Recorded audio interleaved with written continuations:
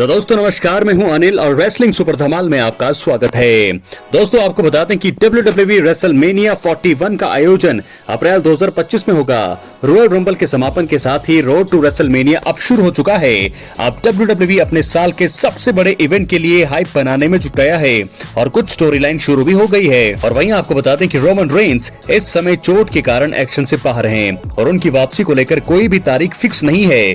असली tribal chief का बाहर होना बिजनेस के हिसाब से सही नहीं है, इससे रेसलमेनिया की हाइप बनाने में दिक्कत हो रही है। और इसलिए इस वीडियो में हम 3 चीजों के बारे में बात करेंगे जिनसे पता चलता है कि रोमन रेंस की गैर मौजूदगी से रेसलमेनिया 41 का बिल्डअप पूरी तरह से बर्बाद हो रहा है।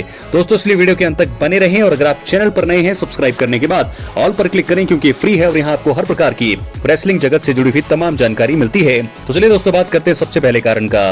रोमन रेंस का WWE रेसलमेनिया से पहले एक अहम शो एलिमिनेशन चेंबर को मिस करना बहुत ही बड़ा कारण है, जिसके चलते जो है रेसलमेनिया 41 का बिल्डअप बर्बाद हो रहा है। दोस्तों आपको बता दें कि रोड टू रेसलमेनिया के बीच सबसे बड़ा पड़ाव जो है एलिमिनेशन चेंबर होता है।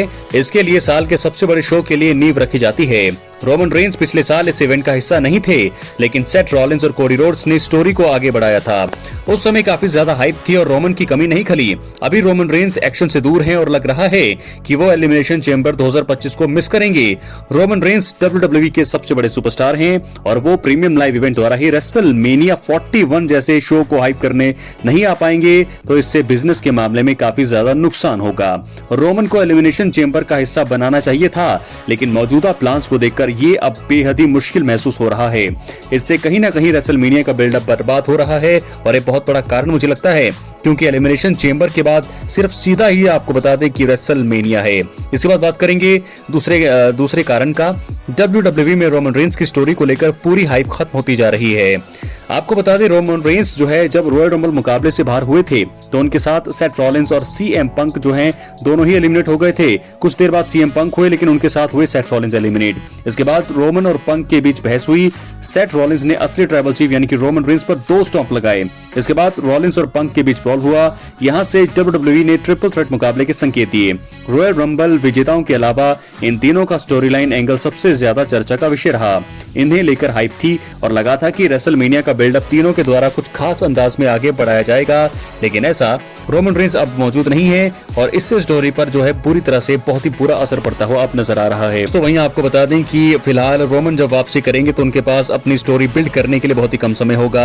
अभी के समय में रेसलमेनिया का बिल्डअप रोमन की स्टोरी होल्ड पर होने से बहुत ही ज्यादा बर्बाद हो रहा है। तो ये दूसरा और सबसे बड़ा कारण ये भी है। बात करेंगे तीसरे और आखिरी कारण का। रोमन रेंस के बिना रॉ या स्मैकडाउन किसी में भी उतनी रुचि आ नहीं रही है, उतना इंटरेस्ट जो है बन नहीं रहा है। तो ये मुझे भी लगता है कि सबसे बड़ा कारण है, क्योंकि रोमन रेंस जो है एक बहुत ही बड़े सुपरस्टार हैं। तो दोस्तों आपको बता दें कि रोमन रेंस जब से किसी भी हफ्ते का शो जो है हिस्सा नहीं बनते हैं तो फैंस उसे देखने के लिए उत्साहित होते हैं। रोड टू रेसलमेनिया के दौरान खासकर रोमन की अपीयरेंस बढ़ जाती है, लेकिन इस साल ऐसा नहीं है। रोमन रेंस की गैर मौजूदगी रॉ और स्मैकडाउन के शोज पर बुरा असर डाल रही है। WWE अपने एपिसोड को खास बनाने और रेसलमेनिया को बिल्ड करने की कोशिश भी कर रही है। तो ऐसे में इन सभी चीजों के बाद भी रोमन रेंस का नहीं होना फैंस को रॉ या स्मैकडाउन में रुचि नहीं दिला पा रहा है। जब फैंस का एपिसोड में इंटरेस्ट ही नहीं होगा तो इससे अन्य सभी स्टोरी लाइन पर भी बुरा असर पड़ेगा।